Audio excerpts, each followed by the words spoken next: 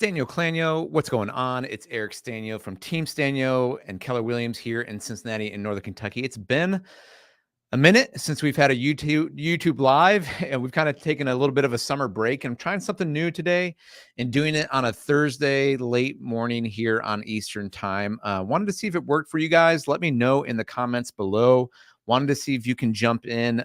Sunday evenings, it's great, but when you have 5 kids and you've got a lot of summer activities, it's kind of tough to say to my wife, hey, just you take care of all the kids for extra hours on the weekend too, while I go into the office and do a YouTube live. So we're going to try this on Thursdays. You guys let me know if it will work or not. In this episode, we're going to talk about summer maybe in a little bit. But what we're going to talk about in this video is a lot of changes that are happening as a result of this NAR settlement. They're going into effect in 2 days. And in a lot of cases, they've already gone into effect in terms of changes on the MLS, both in Cincinnati and in Northern Kentucky, forms that are being used by agents. Are there commissions? Are there no commissions? Can you still buy or sell a house? Dogs and cats living together. I mean, it's all madness, right? So we're going to talk about that, and we're going to try to break it down into some plain language. If you jump in here and you have any questions, I definitely want to answer those. If you have comments, let us know if you're watching, where you're watching from. I love interacting with you guys. It's a big reason why I like to do these YouTube lives. But hopefully this video in particular can be used ongoing. So if you have questions going forward, and if you're watching this maybe at a later time than the live session, you can get a lot of your questions asked. So anyway, I hope your summer's going well. Our summer, it's wrapping up. Kids are back in school this week. Just getting started. We got 3 that are in homeschool, 1 that's pre-K, and 1 that's going to a public school as a freshman. So we're kind of all over the place. It's been a good summer. Got down to Gatlinburg, Tennessee again, which is a great vacation destination for any Cincinnati resident. And we also made it up to our family farm in Michigan. But now we're back in the saddle. So like I said, I want to know what you guys think about these Thursday lives. If you can jump in, and we might experiment a little bit with time of day and things like that. But I'm trying to get them where they might make sense for you. I know a lot of people are working, but a lot of people are working from home. So maybe you can jump in for a few minutes and chat. So we're going to jump into it. We're going to talk about this NAR settlement. Let me pull this over here. I want to talk about what it means for buyers. I want to talk what it means for sellers. And then we're actually going to go into the document. This is a new exclusive buyer representation agreement here that the Realtor Alliance of Greater Cincinnati is using. This is fresh off the charts. If you're looking on YouTube right now, what you're probably going to see is a lot of videos for how realtors should explain this. But I don't want to. This video, I guess, can be for realtors, but this video is more for you, our clients that we're working with, buyers and sellers, so you understand what the heck is going on. Can somebody put this in plain language? Who's paying the commissions? What is the commissions?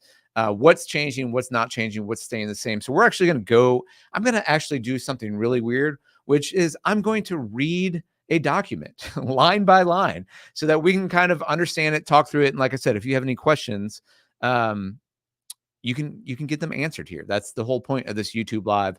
I just want to make you feel comfortable about what's going on. There are changes. Overall, I think a lot of things are going to stay the same, but the process is a little bit different. And one major change is you can't go see a house until you actually sign, well, I can't point to it, this document that's on the screen. And that's nationwide. So I want to show you what the local document says, read the language so you understand it, understand what your kind of rights are, what kind of the role of the agent is, what is your role, who's getting paid, when they're getting paid. That's a big part of this, is trying to figure out and be explicit about compensation, making sure that's understood on the front side, understanding that that's negotiable. That's a big thing we're going to talk about, so that buyers and sellers have a good idea of what's going on. So we're going to start. Let me go back to this one. And this is just a simple slide that kind of breaks down what buyers need to expect in plain language from these changes. So we're going to just go through this one by one. Like I said, if you have questions, feel free to jump into the chat. But I just want to explain this because there's a lot of headlines and a lot of craziness out there. And we've made these changes when we're, if you're reaching out to us wanting to buy or sell in Northern Kentucky, Cincinnati, we're already making these changes and we're starting to send out these forms. We've been doing it actually for over a month now. But even if you're actively looking for homes right now. It's like, hey, before we can even go see a home, we've got to get this thing signed. So let's just go through this bullet point by bullet point. Um, if you're someone who wants to know the details, this video is for you. If you are someone who's like, I don't know, man, just put the thing in front of me, just I'll sign it, whatever, then maybe you can. It's still important, okay? At least listen to it on a times and a half or 2 times speed here as we get into this. But let's go kind of bullet point by bullet point. All right, number 1, what to expect for buyers. Then we're going to talk about sellers, and then we're going to actually go into the form itself. So buckle up. If we have time, there's some pretty big news I want to talk about with the second largest home builder here in town, but we'll see how long this takes and see if we can get to that article or at least just hit some of the highlights from it. Number 1, what to expect in plain language from the National Association of Realtors for buyers. So explain to you, the buyers, that you will sign a written agreement with your agent before touring a home, whether virtually or in person. Excuse me, just need to take a little sip of coffee there. Okay, so before you can actually tour a home, whether you're in person or a lot of you who are reaching out to us, you're not in town, you need us to do a video, or you need to do whether it's a live video or a video that we record.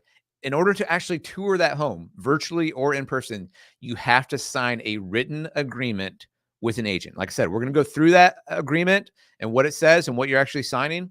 But you can't just go see a home now with an agent without having signed an agreement. We'll keep going into the details here. Note that several states already have laws requiring buyer agreements, and they should check their state laws. So probably about half the country was already doing this. And here in Ohio and Northern Kentucky, or at least in Cincinnati, I would not say half. This was not a common practice. This is kind of a new thing. Maybe 10 to 20% of agents were doing this on the front end with buyers. So this is kind of a new thing here in the area.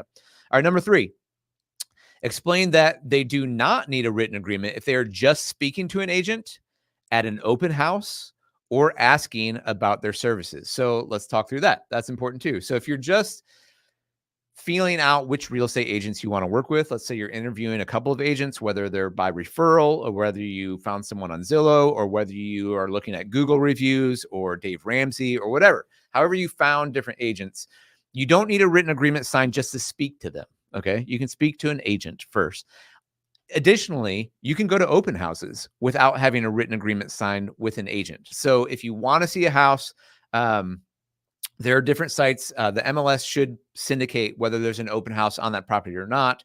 There are other various sites that show whether there's an open house or not. You can see that on Zillow and so forth. So let's say you don't want to sign anything with an agent. You can go to open houses, but you're limited to those properties because not all of the listings have open houses all the time. But you don't need a written agreement for that. All right, moving forward. Number 4 here, underscore that before signing an agreement, they should ensure it reflects the terms they negotiated with their agent and that they understand exactly what services and value will be provided and for how much. Now, like I said, if you stick with me in this video, I'm actually going to get into the services that are provided, the duties of the licensed salesperson, the duties of the buyer, the buyer investigations, and like what is the terms of compensation. There's a whole clause in this document about it. But what this says is you need to be sure that you understand that. What's going on? Who's getting paid? How are they getting paid? How does that work? So before you sign anything, read through that thing. Make sure you understand what you're getting into with an agent before you sign it. So for how much? Okay, next one, bullet point 5. Underscore that agent compensation for home buyers continues to be fully negotiable and is not set by law. Okay, a couple key words here. Fully negotiable is highlighted. It's not set by law, so that can change. And the other word that's not highlighted here, but maybe should be, is continues to be. Now, let me explain this for a minute here. Realtor commissions for buyers agents have always been negotiable. You may not have known that. And so I would say probably a lot of buyers didn't know that. What you might have heard from an agent in the past might be something like, yeah, my services cost 3%, or standard here in the area is 6%, 3% to the listing agent, 3% to the buyer's agent. And so you just kind of roll with it because that's the way it's been. So a big part of the settlement was to be like, look, whatever an agent says that's standard or typical, or this is what normally happens, you need to know as a buyer, these are fully negotiable. You can say to the agent, hey, I want you, I only want to pay 2%. I only want to pay 1%. And now the agent can say yes or no. You're negotiating against your agent at that point. I will say in this area, this is just rolling out, guys. So there's going to be so many changes with this, how it plays out, how it affects buyers and sellers. I will say that in the past, so I've been doing this about 7 years now, and I would say probably going back about 20 years, this 6% has been pretty standard. 3% for the listing agent, 3% for the buyer's agent. Actually, I don't know if that 20 years is the right number. I'd have to check on that because I've only been doing this around 7 years. But that tends to work pretty well. It has tended to work pretty well. Specifically, sellers in most cases have paid the commission of the buyer's agent, that 3%. They've known that. So most sellers know that when they list a house, it tends to be 6%. That's what it has been in the past, and 3%. And this says this language in the listing contract. 3% goes to, and that's negotiable as well. It's always been negotiable. But what typically happens around this area, 3% goes to the seller's agent or the seller's broker, and then to the agent. 3% goes to the buyer's broker, then to the agent. And it's split. And most sellers are like, yeah, cool. That's the way it's been. And a reason why that's been really helpful, particularly for buyers, if the seller is paying their buyer's agent commission, is the buyers have to pay the down payment. They often have closing costs or, some loan fees that they're paying for as well. And so to come up with a buyer's agent commission on top of that kind of like can stunt how many people can actually buy a house. And so it's made sense kind of in the past where essentially what was happened is the sellers are, buyers are essentially rolling the cost of their buyer's agent into the cost of the home and into their financing, if that makes sense. So sellers were paying 3% to the agent, but that was kind of reflected in the house price. And so buyers were paying for it in a roundabout way by the sellers have taken out of the equity to pay for the agent. Does that make sense? But now that's being separated. And this conversation is happening up front. So, so you're having that conversation with the buyer's agent on the front end and, excuse me, sorry. It's fully negotiable. It continues to be fully negotiable. It is not set by law. So you need to know that as a buyer, commissions are negotiable with front end. Now we'll talk about strategy and techniques and maybe what's best for you. I'll tell you what we do on our team and what we're going to continue to do. But you need to know they're negotiable. That's the big thing in the law here. Alex, what is up? Thursday lunch live stream, one Sunday live stream. I know. So this is an experiment, Alex. I'm glad to see you on here because you've been a Sunday faithful. I'm just experimenting with trying to do a lunchtime live stream on Thursday because with 5 kids and checking out mid-afternoon on a Sunday to come here without the kids and putting that on my wife during school season. It was hard during summer. It's hard during fall. So I wanted to see, can we do it Thursday? If Thursday lunch doesn't work, maybe we could do, Thursday late afternoon, like a 5 o'clock. That could potentially work too. But I'm trying to be fresh for you. Okay. Still got this morning coffee going. So trying to give you my best thoughts. So you tell me if this works or not. Thumbs up or thumbs down. Leave comments below if you guys feel like this will work for you. But I definitely want to get back into the live streams because there's so much good news and it's or so much news to share that I want to talk about. So, all right, let's get back into this. So we were at bullet point 5. Okay. Next bullet point, detail the requirements of written buyer agreements as detailed on slide level and answer their questions. Okay. We're going to go through that, like I said, in its entirety. I'm going to go through this entire document with you guys. So those of you guys who love details and love contracts, boy, man, I know you're going to be so excited about reading contracts today. But this is important. This is a new change. This is a new thing. You need to know what's in this. We're going to go through it line by line. So we're going to do that. Next bullet point, note that the home seller may agree to offer compensation to their agent, but the offer cannot be shared on an MLS. So these are really the two big changes. Number one is as a buyer, you have to sign this written agreement before you can go see a house, whether in person or virtually. Number two, sellers cannot advertise on the MLS compensation to the buyer broker. And that has already been changed in Cincinnati. And we're going to talk about here in just a second what sellers should expect. But from a buyer standpoint, know that even though they can't advertise that on the MLS, they can still offer compensation to pay for your buyer's agent. And in fact, I'm encouraging my sellers that is probably the wisest thing to do in order to get the most exposure for your property, in order to get the highest price. And we'll talk about that and why I think that makes sense. But you know what? Let's just take a minute and talk about it right now. You guys feel free to ask questions about this, but play this scenario out in your head. Okay. This is a new thing. If you're a buyer, before you can actually go see a house, you have to have a written agreement with an agent that states you're going to pay a percentage, you're going to pay their commission. Whatever that is, it's negotiable. I'll say for our team, that's 3%. It was 3%. It's going to continue to be 3%. So in order to go see houses with our team, because I know the value that we provide in negotiating and all the different things we're going to do for you and Team Stanio Clanio events and all this good stuff ongoing, I know the value we provide. It's worth 3%. So that's where we're kind of drawing a line there. That's what it was. That's what it's going to be. Okay. Most agents are going to be like that. Some agents are going to be like, yeah, I'll do 2%. Some agents are going to be like, yeah, I'll do a 1.5. I'll do 1. There might be a race to the bottom.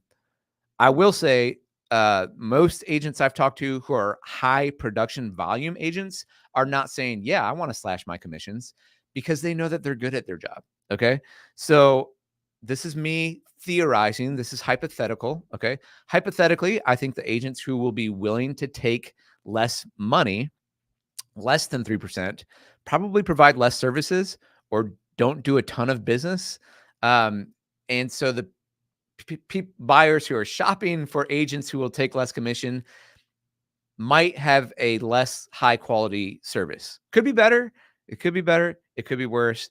All this is going to filter out in the next year or two. We're going to see what happens.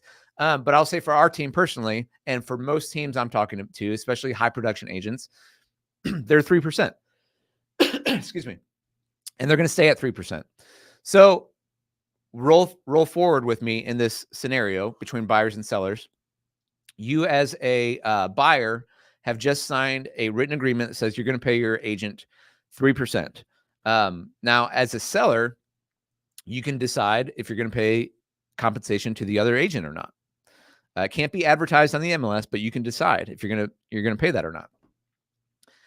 When I'm coaching sellers, what I'm saying to them is, I strongly advise you, in my professional opinion, that you still want to offer this, because over here, all these buyers have already signed a written agreement with their agent. You don't exactly know how much that is, but they sign an agreement and they can't even come see your home until they've said, I will pay you, Mr. Agent, for your time, your efforts, your services to help me find a home.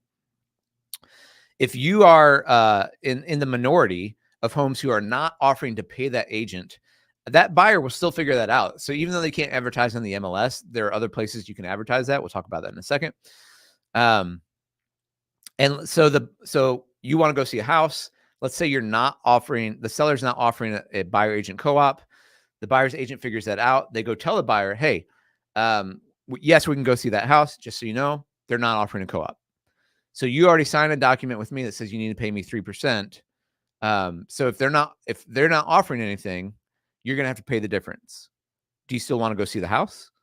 Now you can still, and we'll talk about this in a minute, you can still write in, even if they're not advertising it, as a buyer, you can write into your offer that you want them to pay a commission or concessions. Okay. That will basically offset the cost or pay for the commission of your agent. You can still do that. They can say no, it's all negotiable now. Okay. But if they say no and they hold to it, are you going to offer them that house? Because now you, as a buyer, you've already signed the written agreement that you have to pay your buyer's agent commission. And so if that's the case, keep following me through this hypothetical. Sellers are going to get, more than likely, will have less exposure. They will have less showings. They'll have less activity. They'll have less offers. Now, my job as a listing agent, I want to get you into multiple offers, because I know that when I get you in multiple offers, we hold the leverage. Okay. When we're in a negotiation, if we have different offers to choose from, we hold the leverage. If, however, we're on the market with your house and we're a week in, we're 2 weeks in, we're 3 weeks in, and we don't have any offers, and we might have to drop the price, and then one offer comes in, you know, we don't hold the cards anymore. We don't hold the leverage. And so in order to get leverage, in order to have multiple offers, I want to be telling, you know, because what I want my sellers to know is what matters most to you. Is it paying the commission, or is it getting you the highest net amount of money out of this entire ordeal? Which means selling your house for more, even if you're paying the buyer's agent commission, which is what we've kind of been doing for several years here. We want to get the most exposure so that we can get the most buyer demand in, so that we can try to leverage those offers up to get you the best, highest net amount of sale price, but not just sale price, but terms as well. So would they waive inspections? Would they give you occupancy? Would they give you, you know, an appraisal gap or anything like that that's beneficial to you as a seller that you're looking for? So a lot of scenarios here, guys. But we're gonna go back to this. We'll keep walking through it step at a time. Okay, so where were we? The home seller may agree to offer compensation to their agent, but the offer cannot be shared on the MLS. So sellers can still pay compensation to the buyer's agent.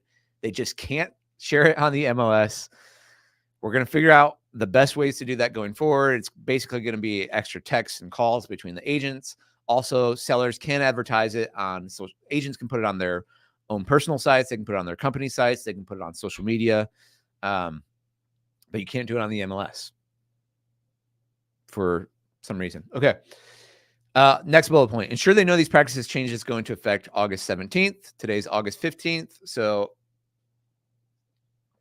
in 2 days, these are happening, but a lot of this stuff is already happening in the Cincinnati, MLS, and Northern Kentucky.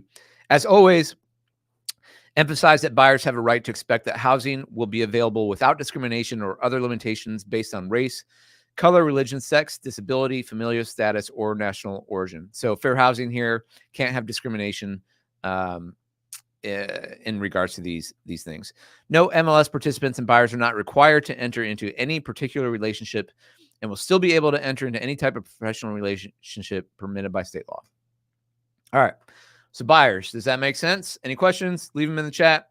Glad you guys are joining us today on this wonderful Thursday afternoon. Next up, what should sellers expect? We've hit on this a little bit, so we'll maybe go a little bit quicker. But we'll go through this slide here. All right, sellers. As agents, we need to explain to you, sellers, that you still have the choice of offering compensation to buyer brokers and that it may be in the seller's best interest to pay for buyers' commissions. Why would it be in your best interest, Mr. or Mrs. Seller? Because of what I just said. Doing so, attracts more buyers to your property, just like setting an accurate list price. So again, you want to have the most demand on your property. You want to have leverage. The way to get leverage is to get multiple offers. We have a whole pricing strategy and marketing strategy and open house strategy to get you those multiple offers so that you can allow the market to dictate what is the best price you're going to get. Okay. And I would hold, as an agent who's doing this professionally for a while, that I think you could certainly not offer any buyer's compensation, but remember, they've had to sign an agreement stating that they're paying their buyer's rep, whatever that is. It's negotiable. They've signed something. And so if you don't offer that, it could very likely be that you get less buyers to come to the property. Now this is negotiable too. It's all negotiable. Okay. So you can say, no, I don't want to do it, or I'll pay 2%, but I'm not paying 3%. They can cover the 1%.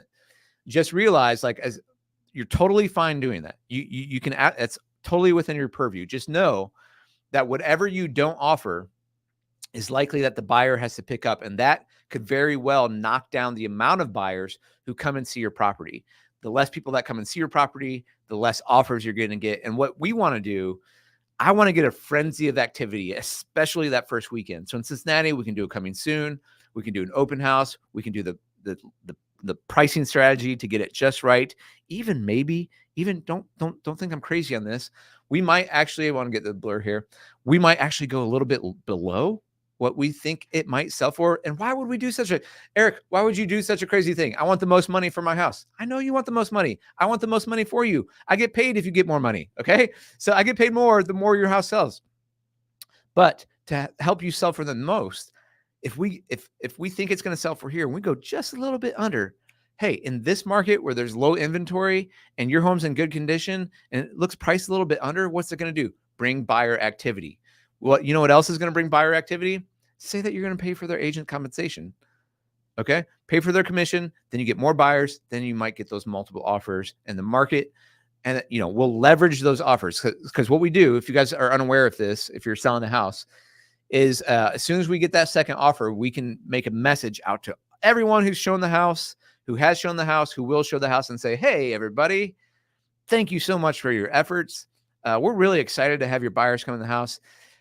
You know what? We're in multiple offers right now. So what we would like from you is, please, by Sunday evening, and leave all the offers open till Monday evening so that we have time to review with our sellers, please send in your highest and best offer. Those are the magical words for a seller. Now, if you're a buyer, you hate those words, but as a seller, those are magical words to say, send us your highest and best. So no matter what those offers are, we're probably going to get something better. Because now they're like, oh, somebody else is there. I have to beat them. I might need to go higher than I originally thought. And that's what I'm saying. You as a seller, now you have the leverage. Now you have the power. And guys, I can tell you story after story after story of how we take that when we're in that situation to help you negotiate and get the most amount of money for your house. Okay. So, all right, let's go back to this document. For sellers here. Now on the buyers, guys, we have strategies for that too. Okay. So if you're in that situation, we know how to navigate that to help you win and gauge your motivation for that particular house. But also if you're like, I want this house, then we're like, okay, let's talk about how to get it. But also do it for the least amount of money for you, right? How do we do that? Okay. We like negotiating. That's what we do here at Team Stanio. It's really fun. So you can still offer compensation. Doing so attracts more buyers to your property, just like setting an accurate list price. Underscore that agents must conspicuously disclose to sellers and obtain their approval for any payment or offer of payment that a listing broker will make to another broker acting for buyers. So that's just on the listing contract that says, there's a paragraph that says, okay, so conspicuously means it's got to be obvious. Okay, you got to be able to see it, that we can obtain your seller approval for any payment or offer of payment that a listing broker will make to another broker acting for buyers. So if you want to pay that compensation, you need to know in that contract where it is. Note that this disclosure must be made in writing in advance of any payment or agreement to pay another broker acting for buyers, and must specify the amount of rate of such payment. So again, that's in the listing contract. We're not going to go that today. It's been like that. I think they made an update on it, but like that has already been in the listing contract, which is like, hey, this is, and again, this is standard for Team Stanio, which has been, it's 6% for you to list your house with us. 3% goes to our broker. 3% goes to the buyer's broker. It's right here in written language. Does that make sense to you? Yes. Yes. Okay. On we go. Because that's going to probably more than likely get the most buyers to your house. Explaining that if they choose to approve an offer of compensation, it cannot be included on an MLS. MLS is the multiple listing service. I mean, guys, really what I think this is, I think it's to get this off the MLS, because it can be put on other platforms. I just think this is a move by whatever big tech companies, the Zillows of the world, who are trying to kill the MLS. And they've been trying to kill real estate agents for a while, to be quite honest. So here's a little, here's a little inside baseball for you. Okay. If you're in the marketing world at all, or business, you know how Google AdWords works. Google is, the biggest company in the world, or they're close thereof, because they won the search engine war. When they won the search engine war, they won the traffic war. When they won the traffic war, they won the advertising war, because all the ads you see at the top of your search engine results page and on the side of your search engine results page, they're all ads, and companies pay to play. And Google got really, really, really, really rich. Okay. That same concept happens in Zillow. So when you look at a property in Zillow and it says, do you want to go see this house? And you're like, yeah, I want to see this house. It's so pretty. And there's an agent right there. They're like, click on this agent. That agent, it's basically like Google AdWords. That agent is paying to play there. Okay. The war between the MLS and Zillow is Zillow's taking all the information from the MLS that the realtors have worked to, have a listing appointment with the seller, get all the information of the house, put it in the MLS, and then that gets syndicated to Zillow, and then Zillow takes that information and sells it back to realtors for the right to be on there. It's like, wait a second, this doesn't make any sense. Like, didn't we get this information? And so there's been a war. You can check this out. Check out the Gary Keller lawsuit, Keller Williams with Zillow, because Gary Keller was like, no, we don't like that, Zillow. That's our information. And so on our listings, you can only put the listing agent, not this pay to play Google AdWords Zillow agent on there. Anyway, inside baseball there, maybe too much information, but where were we? Okay. So I think what I was saying, sorry, I rambled on there a little bit. Apologize, guys.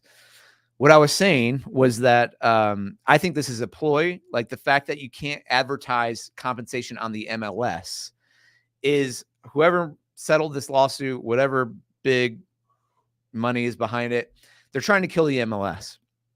And if they can get all the information, then maybe that's one more step at killing the real estate industry, or at least changing it as we know it.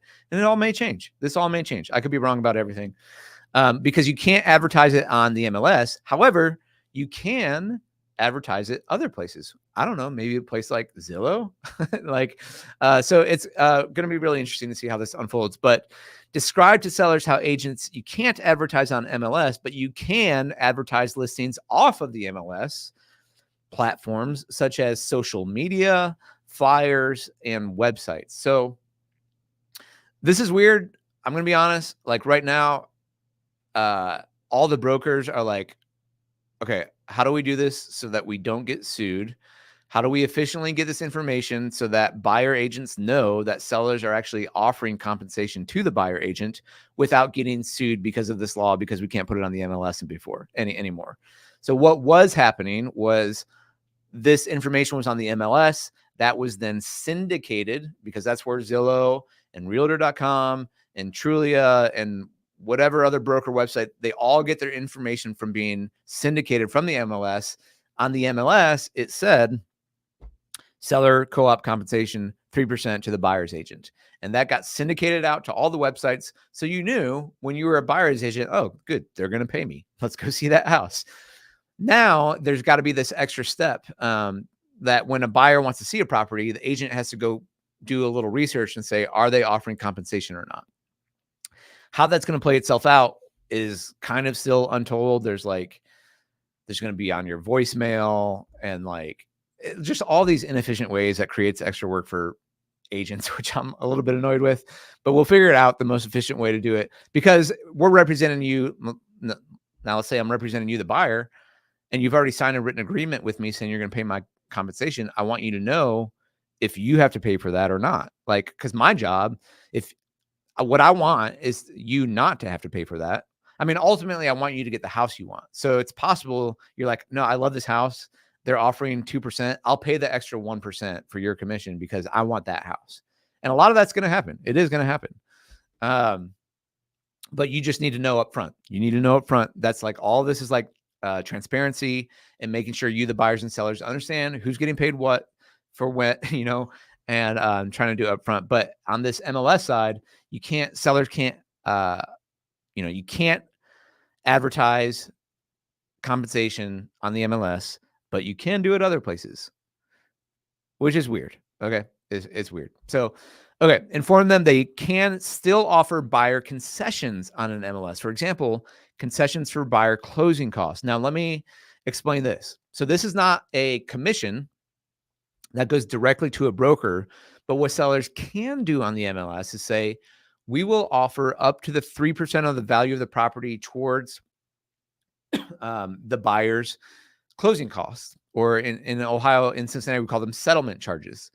So let's say your closing costs and settlement charges equal more than that. Let's say they're 4% as you, the buyer. So the seller can say, I'm not going to pay the commission directly, but you can advertise on the MLS, hey, we're willing to do this, which indirectly you can save that money on the closing costs, and then you can use your money that you were going to pay for the closing costs to pay for the commission to your buyer broker. Does that make sense? So again, it's kind of a workaround. It's kind of confusing. Just ask your agent. That's why I'm trying to do this, is trying to work it out. So you can still offer buyer concessions. Also, ensure sellers know that these settlement practice changes go into effect August 17th. And as always, note that home sellers are required by law to do business with prospective buyers without regard to their race, color, religion, sex, disability, familial status, or national origin. Can't discriminate, folks. Okay.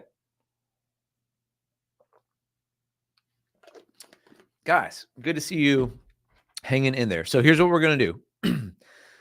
Talking a lot and I'm getting all excited. We have a new, and the voice is cracking. There it is. 35 minutes in and the voice is cracking. We have a new document in the MLS, and that's what I want to cover now. And I just want to go line by line so you guys understand this.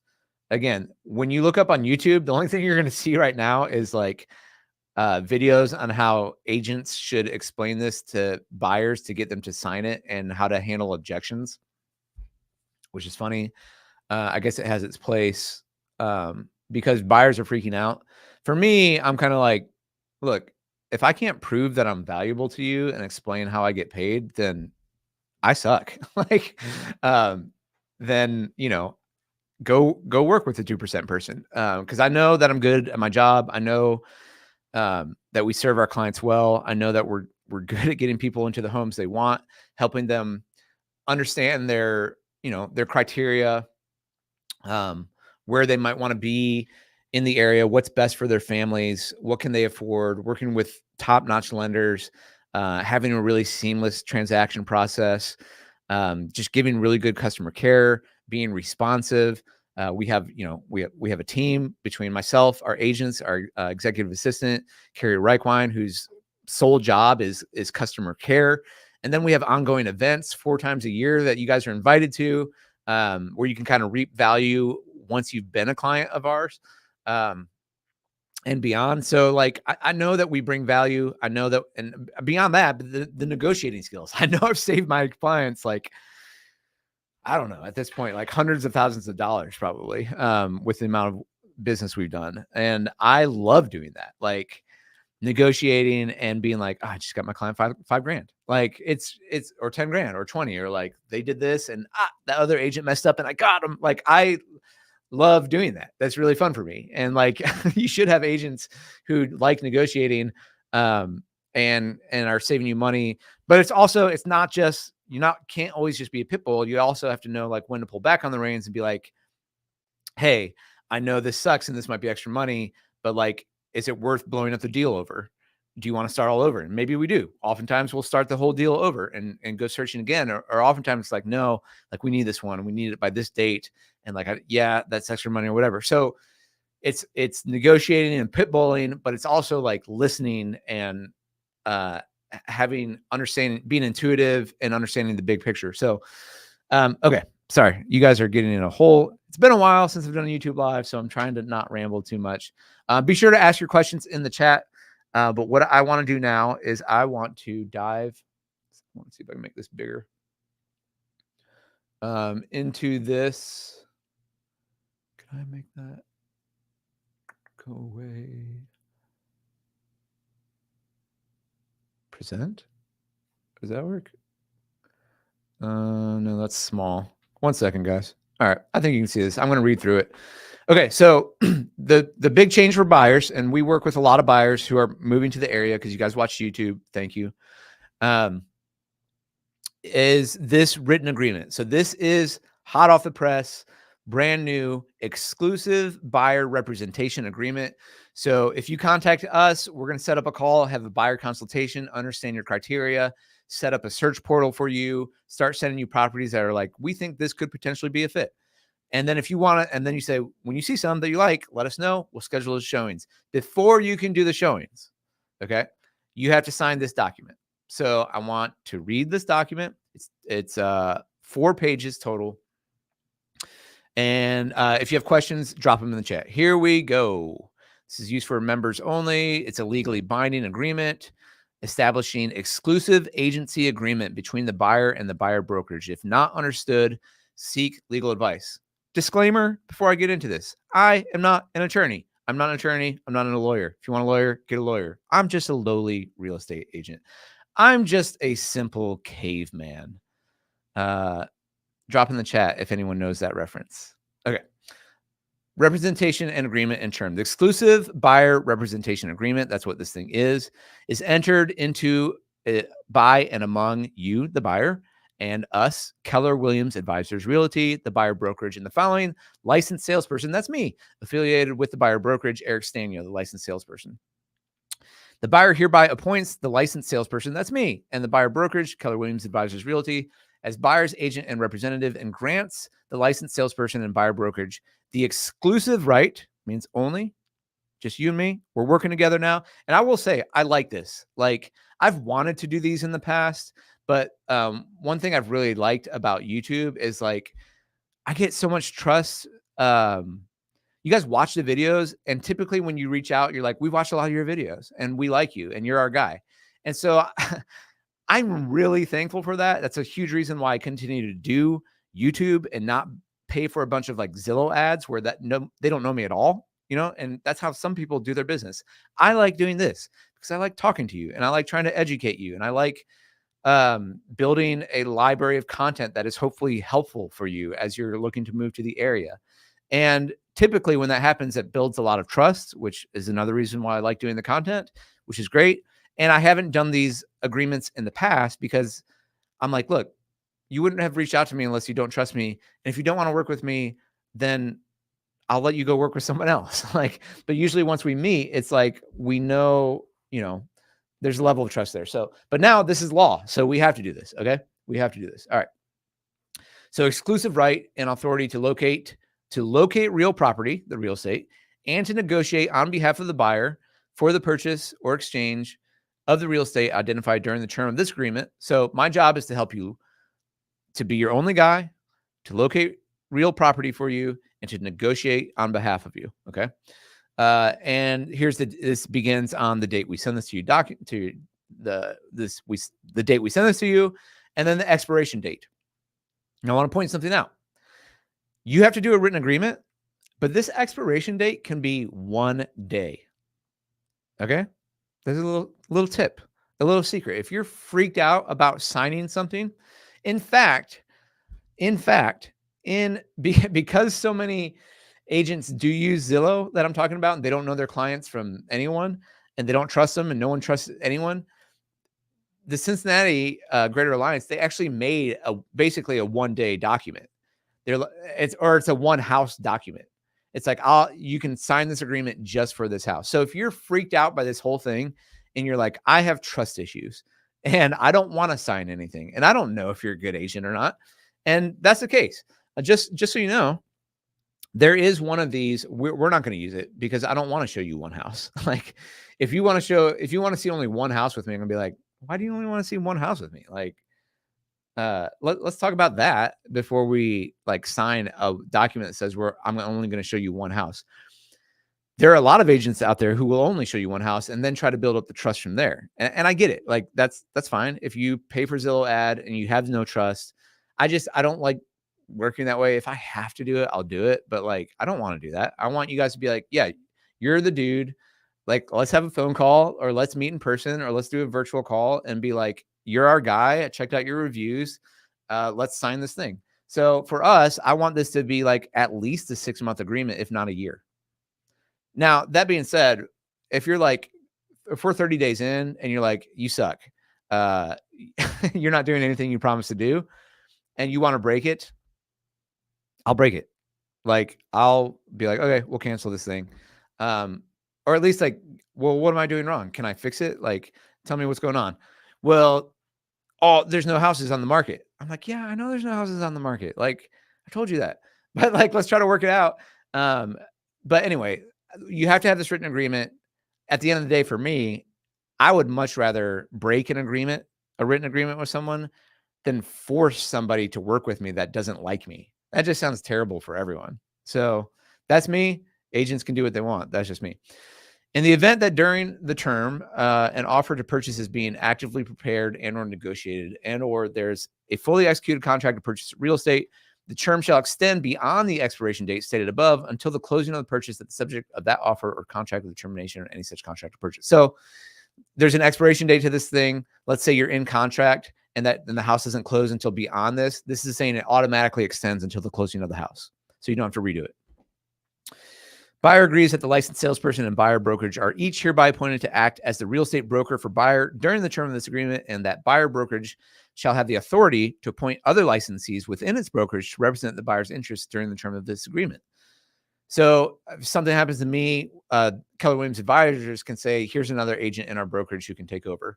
If buyer brokerage appoints any additional licensees, the buyer brokerage will notify you, the buyer, at the time of the appointment, and you have the right to reject the appointment of any additional licensee. Okay. All right. Moving on. Duties. Okay. This is really important. Okay. Duties of the licensed salesperson. So this is the role of the agent for you. This is why you're paying us. During the term of this agreement, the licensed salesperson is considered the buyer's fiduciary. We're fiduciaries and shall use his or her best efforts to further the buyer's interest by, number one, making a diligent attempt to identify real estate suitable for the buyer based upon criteria provided by buyer. Okay. You know what needs to happen to make a diligent attempt that's suitable is there needs to be a buyer consultation. So if you're not having an appointment with a buyer's agent before you go look at a house, how are they going to know what you want? Okay. So this is always our first step. If you reach out to us, we say, hey, we need to schedule a meeting. We need to understand your story. We need to understand what you're looking for. We need to understand your budget. We need to understand your must-haves. We need to understand your like-to-haves. We need to understand where you're working so we can kind of pick a neighborhood. Our school is important to you. All this stuff. We got a lot of questions for you. Got a lot of questions for you, people. And then we take that info and we're like, okay, based on that, you know what? We know this. We know Cincinnati. We know Northern Kentucky. I think here, here, or here would be a really good fit for you. That's your job. So we're going to make a diligent attempt. Okay. Number two of my roles to you, assisting the buyer in negotiating offers, counter offers, and proposals acceptable to the buyer. So there's a lot that goes into that in terms of understanding the context of the offer, understanding the activity. Are there other buyers? Are there no other buyers? What do the comps say? So we're going to help you negotiate as a buyer. We want to get you the best price. We want you to win the house if you want to offer on the house. So that's second job we do is we negotiate offers. When there's a counter offer, we help you translate that. We say, hey, they did this. I think you could do this and get it. We're going to be working with the other agent. We give you that kind of third-party separation so it doesn't get all heated and emotional. And proposals that are acceptable to you, the buyer. So we're going to talk through that ahead of time, make sure like, hey, here's what I'm thinking. Here's what I think you should do. How do you feel about that? Do you accept? Number three, we present all offers, written or otherwise, and counter offers in a timely manner. And I can't tell you the number of times that I've done offers at 8, 9, 10, 11 o'clock at night, especially if we're in multiple offers. And especially if it's like, if I don't go to bed right now and, you know, look, I know people think real estate agents are idiots, and a lot of us are, and that we don't have a hard job. But one thing that real estate agents are, the really good ones, is their servants. Okay. And they will bust their butt and they will sacrifice their family and their time to help you win a house. And I've done this countless times because when you're in the heat of a negotiation, especially in the market we've been in the last like 5 years, where it's like, if you don't move quick, you're dead. It's like, no, I want you to get the house that you want. Like my job, our tagline is find your home, strengthen your family. We want you to get the best house. So, timely manner. I mean, that can mean something very different to many different people, but, oftentimes what that means is we're sacrificing family time, personal time to help you guys win a house. And that's another thing you're getting when you're choosing your agent. And that's something I don't know. It's hard to see in a Google review, I guess. But anyway, moving on. Disclosing, well, maybe you can see it in a Google review. Maybe I probably can, actually, now that you go back. And if you look at our Google reviews, you can read those. Disclosing all material facts pertaining to the physical condition of the property of which licensed salesperson has actual knowledge that the buyer would not discover by reasonably diligent inspection. So either walking through the property, noting things that you might see, or obviously reading your inspection report and saying like, okay, this, you need to be really careful with this. Material facts, not immaterial, not minor cosmetic, but material facts, okay, that they matter to. So, hey, this basement smells moldy. Hey, there's a big puddle over there. That means that water gets in. Hey, this wall is cracked and bowing. That's going to be an issue on resale. Um, hey, this wall is bulging out, which means there's a leak behind this wall. So stuff like that. That's important. Accounting in a timely manner for all monies and personal property received in which the buyer has or may have an interest. Typically, that's your earnest money. That's pretty easy. We've got most of our buyers use a link for earnest money that goes to a third-party escrow account, and that applies towards your purchase at closing.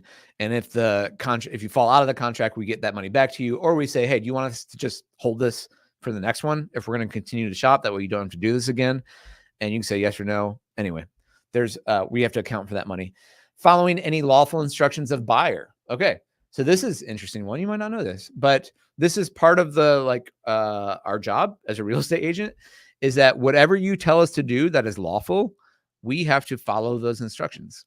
If you're telling us to break the law, we can say no, but we work for you. And so we're going to consult with you, and we're going to give you our counsel and advice that ultimately what you tell us to do that's lawful, we have to do. Advising buyer to obtain expert advice related to material matters when necessary or appropriate, and exercising reasonable skill and care in representing the buyer and carrying out the responsibilities of the agency relationship. So that's reasonable skill and care varies per agent. So make sure you're working with an agent who's got good reviews. And you can read that through the reviews. I would say, what is reasonable skill and care and what is excellent skill and care to help you, to give you good customer service, to help you save money, to help you find a great house. The licensed salesperson shall comply with the applicable requirements of Ohio real estate licensing law, the Realtor Code of Ethics, and the federal and state fair housing laws. So that's, again, those are all duties of us, the agent, okay, to you. Now, guess what? You have duties too. Did you know that you have duties? And you have to sign off on these duties. So let's read these carefully. Oh, shall we? Duties of the buyer. All right. Again, if you're just joining us, thank you for watching. If this is helpful, give us a thumbs up in the chat or thumbs up this video so more people can see it. There's a major change, just to recap here, happening in real estate law, where you as a buyer, if you want to see a house, whether in person or virtually, have to sign this agreement. And you know what I thought would be a good idea? To read the agreement so you know what's in it, and explain it to you guys. So that's what we're doing. All right, moving on. Duties of buyer. During the term of this agreement, buyer shall work exclusively with the buyer brokerage for the purchase of the real estate and will immediately identify themselves as a represented buyer client of the buyer brokerage at any time when communicating about or viewing real property, included but not limited to attending an open house, visiting a builder's model home or construction site, talking with a for sale by owner, or to any other licensee. All right, that's a big sentence. I want to unpack this. Here's what's happening. We are making a handshake. Okay. And ideally, with a buyer consultation,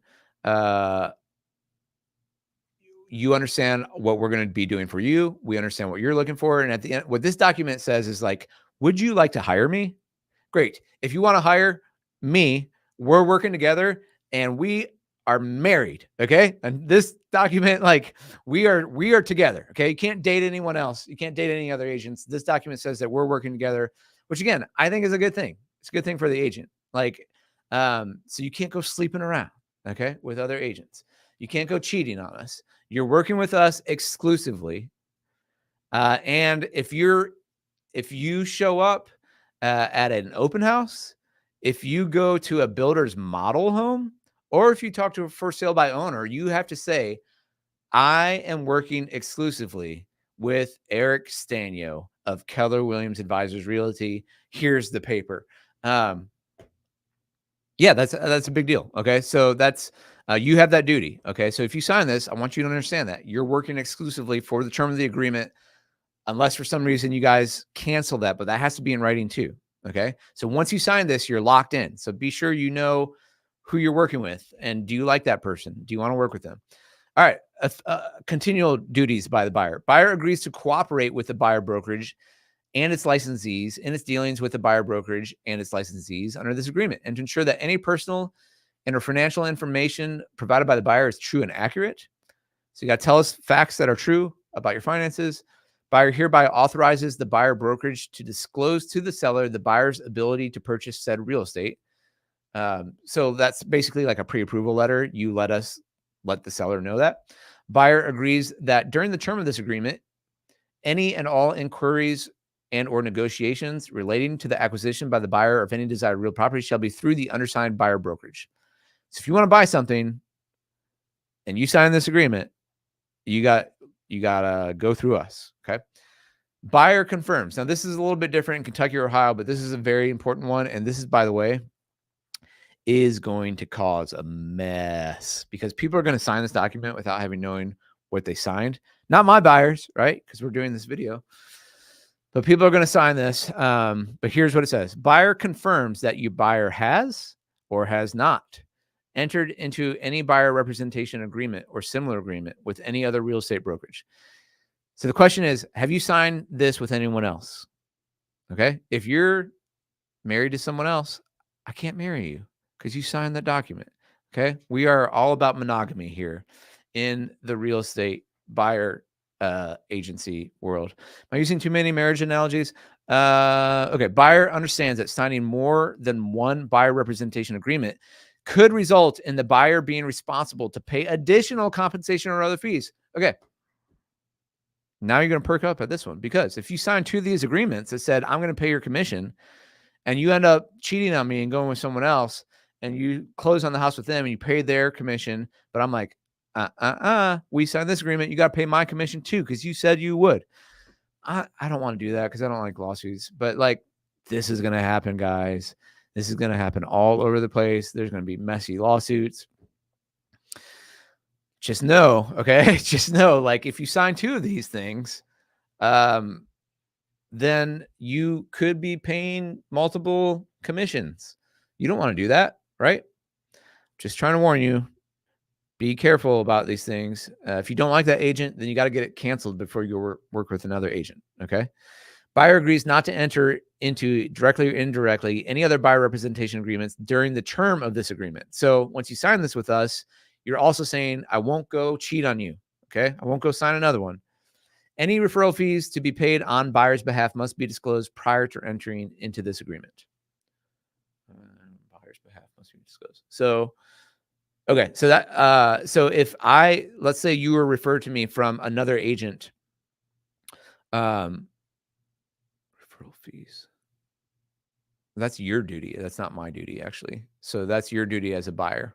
So if there's any referral fee that goes to another agent, you have to let us know beforehand, before entering. So if you sign something saying there's a referral fee. Okay.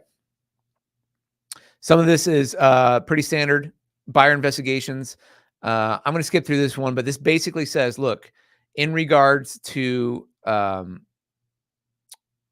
conditions inside or outside the real estate, including but not limited to physical defects, crime, registration of sex offenders, noise levels, local regulations. This is your responsibility, actually. The buyer shall rely solely on the buyer's own inspections, research assessments, and inquiries with local agencies. The buyer brokerage makes no warranties.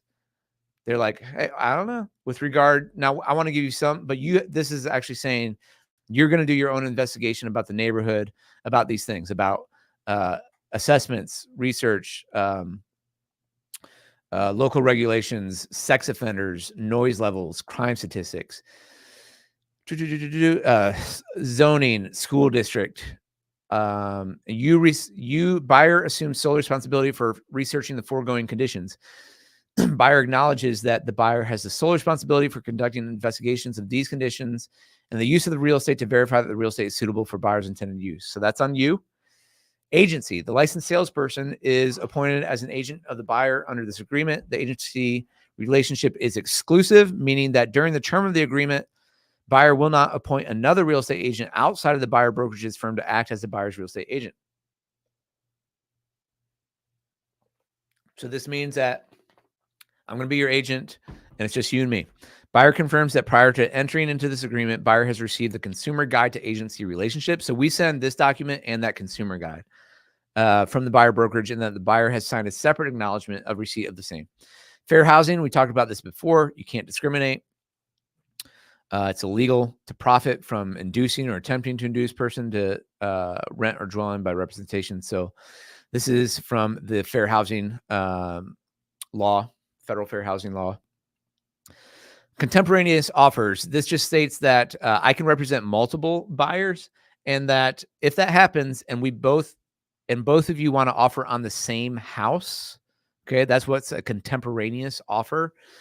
Ohio law requires the buyer brokerage to notify you in writing or verbally if written notification cannot provide in timely manner. So you need to know that, like, hey, I've got another agent, we're offering on this house too, just so you know. If the buyer is notified that a contemporaneous offer situation exists, the buyer may request to be referred to another licensee with the buyer brokerage. So if that happens and you're like, I've got another client, we're both offering on this house, you can be like, well, I want to work with another agent then.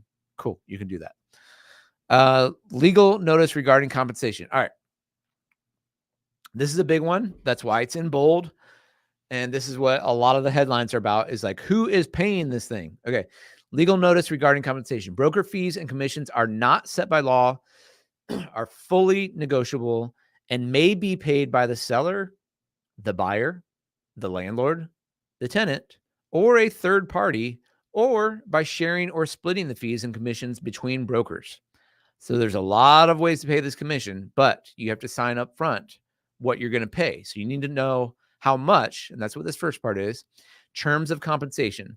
The buyer brokerage shall be compensated in the following manner. Buyer shall pay buyer brokerage at closing an amount equal to either a flat fee dollar amount and or a percent of the gross selling price of any acquired real estate, with the non-refundable retainer fee below, if any, to be applied towards such compensation that is payable at closing. So, like I mentioned earlier in this video, if you're still with me, I know we're an hour in. What we do at Team Stanio here is 3%. That's what we've done in the past. That's what we're going to do in the future. If you want to work with us, it's 3% on the buyer side. On the list side, we do 3% as well, but we also do an admin fee because we've got some additional marketing and admin costs when it comes to a listing.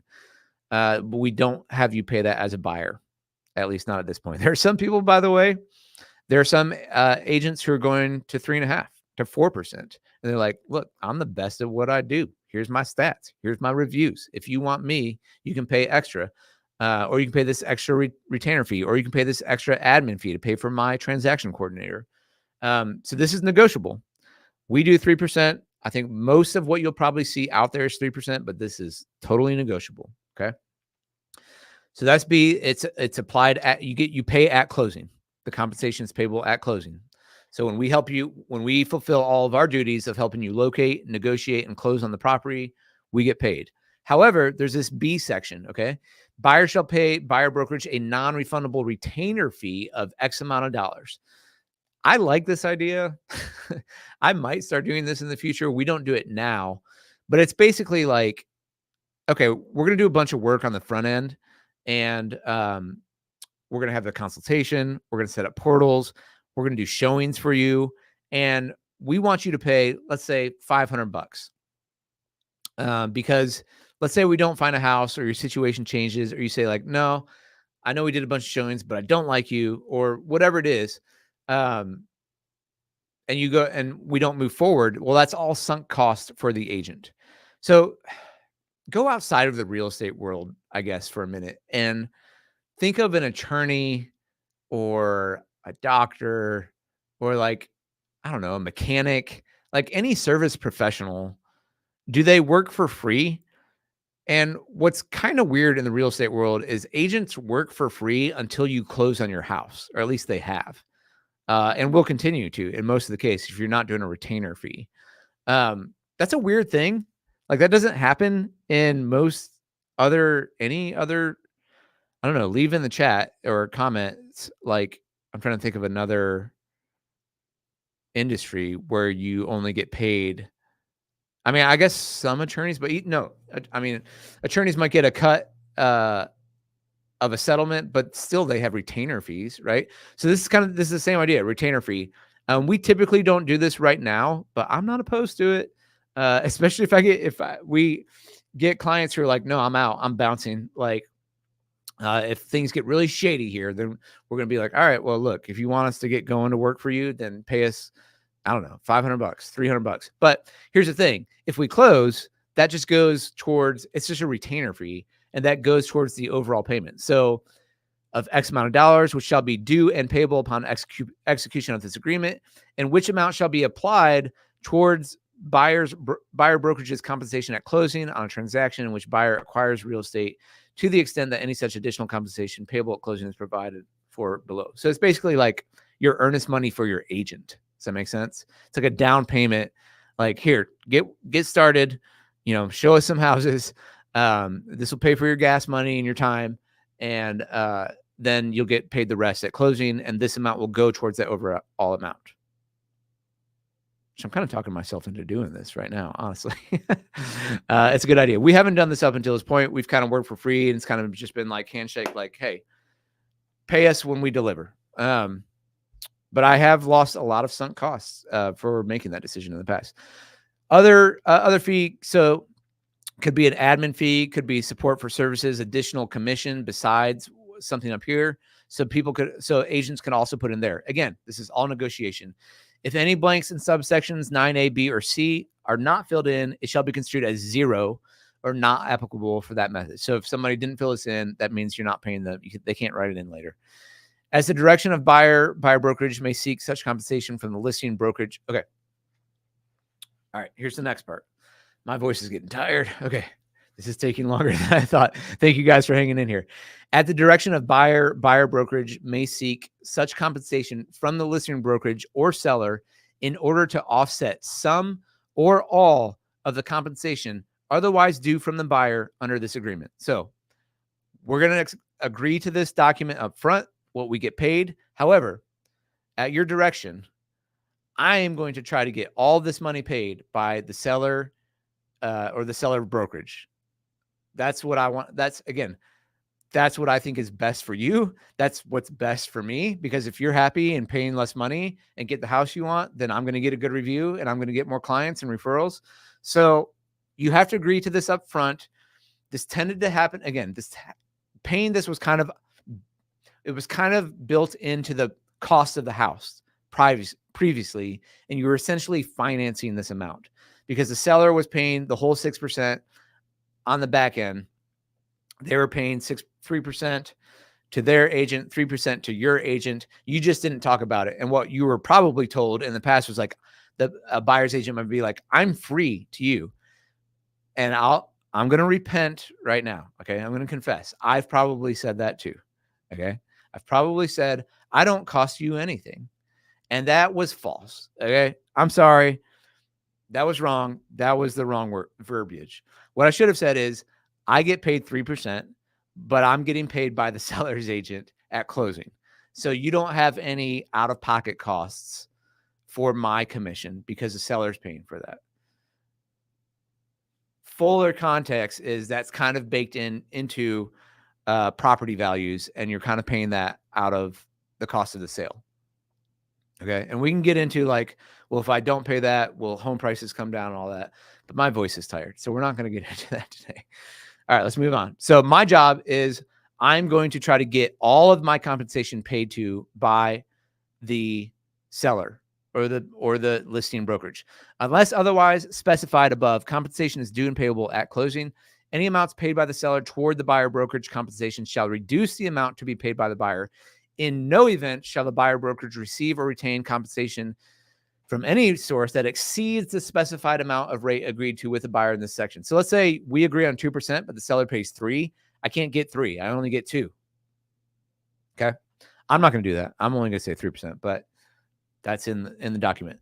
The compensation shall apply to any purchase executed during the term or during an extension of this agreement. The compensation shall also apply to purchase agreements within 90 days if left blank, after the expiration or other termination of the agreement if the property required was presented to the buyer through the services of the buyer brokerage. So let's say this document expires but you saw a house with me, the agent, and then you go back on that house after this expires. Well, I showed you that property, so I get paid. Is kind of what this is saying right here. Now, if you're with another agent at that point, they're going to be like, it expired, and then there's going to be a lawsuit, and then brokers are going to fight with each other, and it's going to be messy. So let's just try to avoid that, shall we? If the seller fails to close with no fault on the part or buyer, compensation, aside from a non-refundable retainer fee, may be waived by the buyer brokerage at its sole discretion, provided, however, nothing herein shall be construed as a representation from the buyer brokerage or the licensed salesperson that their services are free or available at no cost to their clients. So that's what I just said. I can't say I'm free or I'm no cost to you, because that's not true. Buyer understands and agrees that the buyer brokerage compensation paid in whole or in part by the seller does not create an agency relationship between the seller and buyer brokerage. So that, okay. So that's saying, yeah, compensation from the seller does not create an agency relationship between me, the buyer agent, and the seller.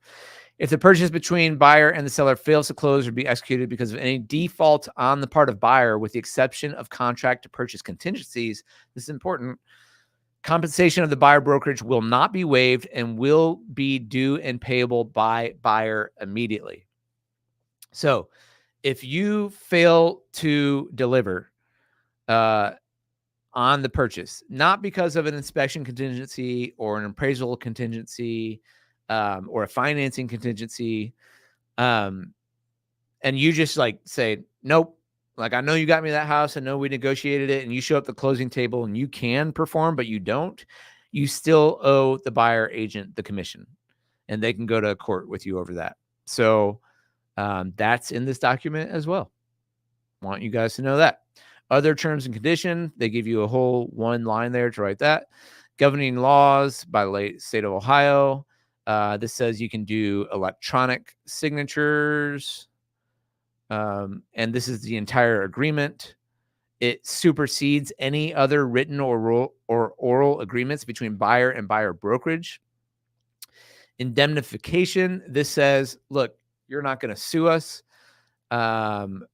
You're relying on information provided hereto, or the buyer recognizes that the buyer brokerage and the licensed salesperson were relying on information that you gave us in connection with the purchase of any real estate, and buyer agrees to indemnify and hold harmless the buyer brokerage, its employees, agents, cooperating brokers from any claims, demands, damages, lawsuits, liabilities, costs, and expense arising out of any misrepresentation made by the buyer in connection with the agreement.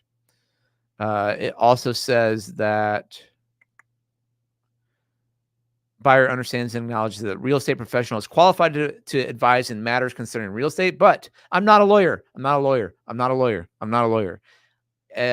Is the real estate that we are not an expert in matters of law, taxes, financing, surveying, property inspections, structural conditions, hazardous conditions, engineering, etc. Buyer acknowledges that the buyer has been advised by buyer brokerage and the licensed salesperson to seek professional expert assistance and advice in these and other areas of professional expertise. Get a lawyer, get a lawyer, get a lawyer, get a lawyer. Okay. So that's standard kind of contract language here. And buyer's acknowledgement here at the end.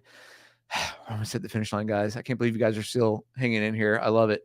Buyer acknowledges that a seller or its representative may not treat the existence, terms, or conditions of any other offer as confidential unless there's confidentiality agreement between buyer and seller. Buyer acknowledges that any questions regarding buyer's legal rights or obligations with regard to any provision in this agreement, accompanying disclosure forms and addendums, if any, or with regard to buyer's obligations set forth in the fully executed contract, must be directed to buyer's attorney. So this just says, like, I understand what's in here. Okay. I acknowledge, I read it. I agree. I agree that what's in here is true to the best of my knowledge. And I received a copy of this agreement at the time of execution. You acknowledge that you received a copy of the agreement, and you will sign the document, and we will sign the document. All right.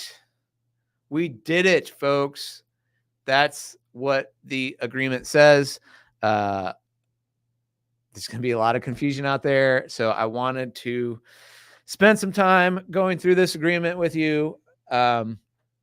like I said, leave questions, comments in the chat. I know it's a great time for people to make pop shots at the industry and at agents, but I'm trying to give you guys the truth, trying to let you know about these changes, trying to give you a heads up. Also know why like we're sending you this agreement and what we cost, which we do 3% here at Team Stanyo. And so you know that up front. This whole thing is about transparency. This whole settlement is, so everyone knows kind of on the front end who does what, who gets paid for what. And that is a very good thing. More transparency is good. It's going to be a crap storm in the meantime for this to get implemented because a lot of people aren't going to explain it. A lot of people will be, I was talking to a friend of mine last night who's a broker and a realtor, and already it's like a mess where somebody signed one thing, didn't know they were in it, signed another thing. So the implementation of this is going to be cloudy and messy, I'm sure, for a bit to come. Now that everything, commissions continue to be negotiable. However, a lot of buyers and sellers realize now that they are negotiable. I think that's going to stir the pot. I think there will be a lot of agents willing to take less. I think a lot of agents that have gotten in the industry over the last 5 years who are willing to take less. This is a hypothesis. Again, I don't know, but if you're willing to take a little bit less, you might not be doing great in your job. And so you're trying to get a little bit of extra volume, and I get it. But if agents who aren't doing great at their job take commissions for less, and customers and clients experience agents who aren't great at their job, they might have bad experiences, and there's lawsuits, and then there's agents getting out. It's going to take a year or 2 or 3 for this to work itself out. But we are on the front end, and isn't it exciting? And for all of you who are watching this live, thank you. I hope it was helpful to you.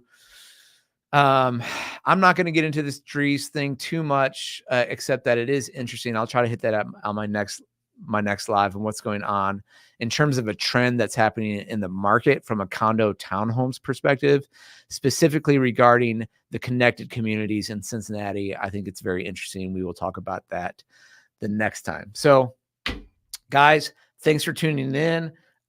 Here's hoping Amarius Mims gets healthy and the Bengals get out to a 5-0 start, beating the Chiefs on the road on our way to a number 1 seed and an AFC championship and a Super Bowl season. Wouldn't that be great? Wouldn't that be a lot of fun? They're going to be fun. This offense is going to be fun. The defense, I don't know. I feel like we're going to get run over because we don't have DJ Reader, and I'm a little concerned about our defensive tackles. We're leaving. I just need to get guys, I got to talk a little Bengals. Okay. I've been talking contracts and laws for the last hour and a half. So, all right. Thank you guys for watching. Again, be sure to like, subscribe. If you know anyone who's looking to buy or sell right now, send them this video, just be like, hey, you want a fun video to talk about contract law and the changes in the real estate industry for the next hour and a half? Well, here you go. Aren't I a good friend? Appreciate you guys jumping in. Again, leave it in chat. What do you think about these Thursdays? I feel like I can be more consistent if they're on the weekdays versus the weekends. So let me know on that if you can make it. I know it's harder than the weekend, but I appreciate you guys. Hope your summer has been amazing. Hope as the kids are going back to school, that will also be amazing for you. Thank you so much for watching. Thank you for joining the Stanyo Clanyo, and we'll see you in the next one.